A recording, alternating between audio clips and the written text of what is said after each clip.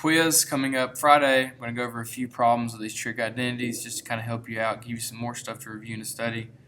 So watch through these. I'm going to do a lot of examples, rewind, go through the ones you already know, pause, follow along, whatever you need to do. This is just for you to help you study for your quiz on Friday. So I'm going to start with a few problems. So let's start with, we got secant x minus tan x times sine x equals 1 over secant x. So we want to focus on the left hand side here. So what we need to do, there's nothing mathematically, I can't factor anything, there's no greatest common factor, so it looks like our best bet is going to be to change everything into terms of sine and cosine. And when you do this, we end up with 1 over cosine minus, and this is sine times sine over cosine. So if you subtract that, you're going to get 1 over sine squared because we're just multiplying these two things together. We've already got a common denominator, so it doesn't change. And this is what we're left with. So now, using my Pythagorean identities, we know that this here, 1 minus sine squared, is cosine squared over cosine, so just keep coming down.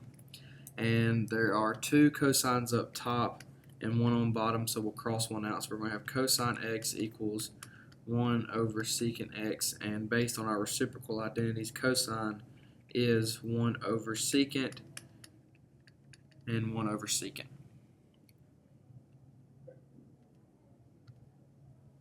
Alright, another problem we can look at, we've got 1 plus cosine x over sine x equals cosecant x plus cotangent x. I'm going to focus on the left hand side over here as well, just because it's a fraction and we can do a lot of things to fractions.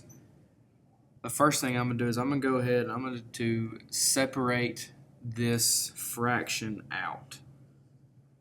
They've put it together for some reason, so I want to see what it looks like before they added it. So if we separate it back out, that's 1 over sine plus cosine over sine, so that's our fraction separated. Now this looks pretty simple because 1 over sine is cosecant and cosine over sine is cotangent, which is what we were looking for.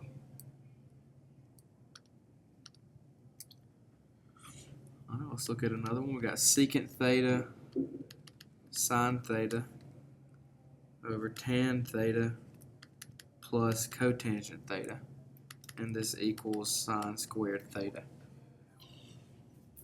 Alright, now what you could do is you could really go through this and you could really be flipping and changing and things of that nature, but you're going to have a lot of fractions all over the place, so I want to focus on one thing at a time. So we're going to focus on the bottom of the left hand side. So tangent is sine theta over cosine theta, and cotangent is cosine theta over sine theta. If we find a common denominator, that means we're going to multiply this side by sine and this side by cosine. So what we have is we'll have sine squared theta plus cosine squared theta over cosine theta sine theta. And that's just adding our fraction on the bottom.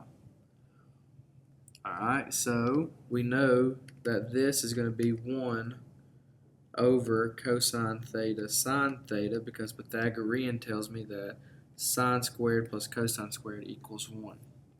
So what I'm going to do now is I'm going to take this, because this is what I found on bottom, and we're going to replace it on bottom. So what we have now is we have secant theta sine theta, we haven't done anything on top, over 1 cosine theta sine theta.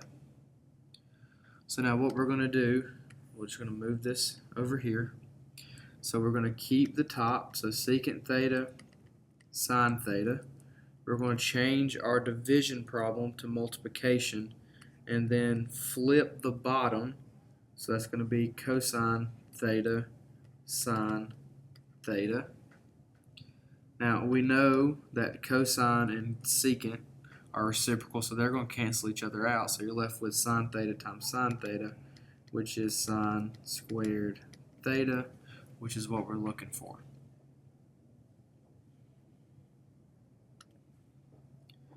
All right, let's look at a similar problem.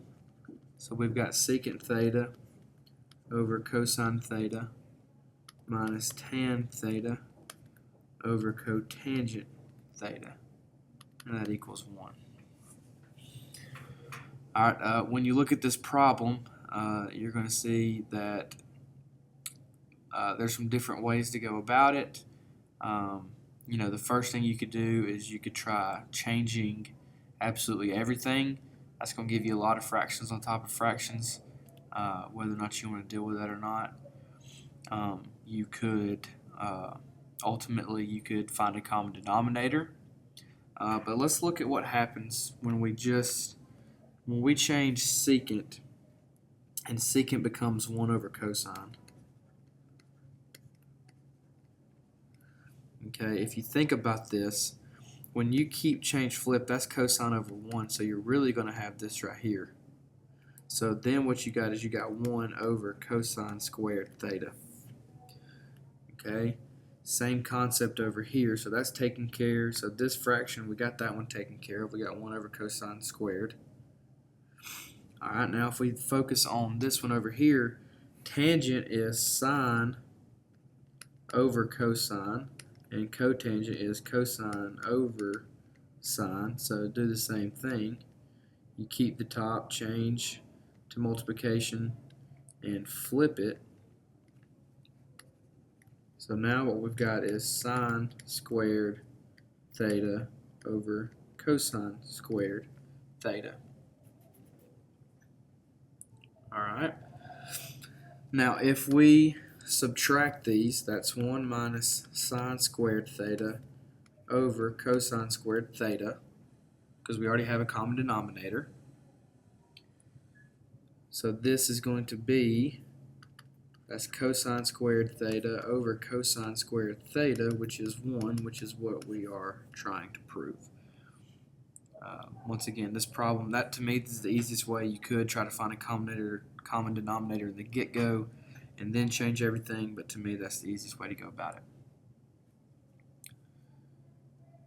Alright, another problem that we've seen a lot of that we just need to make sure that we study for, because it's guaranteed to have one similar to this. Alright, normally we would think we want to do difference of squares, but I see 2 signs over here, so that's going to tell me I don't necessarily want to do difference of squares, because that's not going to give me what I want. But I do know that if I change cosine to 1 minus sine squared, then I have in the left side 2 sines, which is what I'm looking for. So now you got to remember, this is subtraction. This isn't multiplying, so don't think of it as multiplying. It's not going to make a positive. I got 1 negative sign and another negative sign, which gives me 2 negative signs, which is exactly what I am looking for. Alright, I'm going to go over a couple of difficult problems, and that'll be it for this video.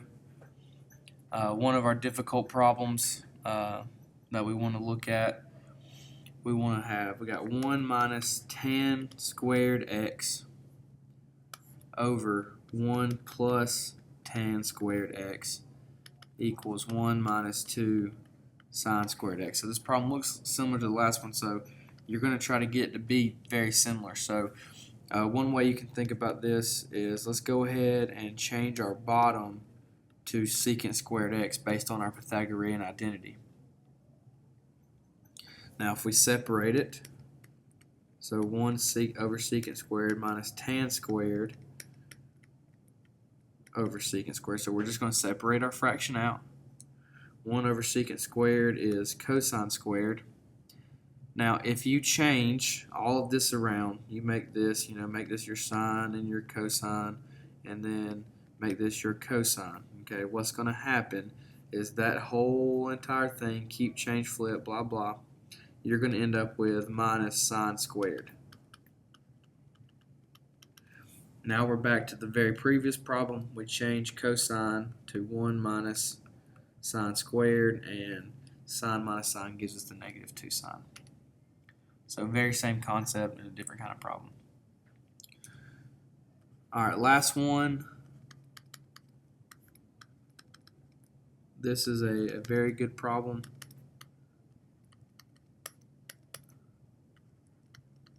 Now, a lot of times we'd say, I have a fraction that equals a fraction, so let's cross multiply it. And necessarily wouldn't be a bad idea. You certainly could do that. I'm not going to. So you can look at this in terms of sine cubed is sine times sine squared. That's how we get sine cubed. Now, if we look at it this way, we can change sine squared to 1 minus cosine squared.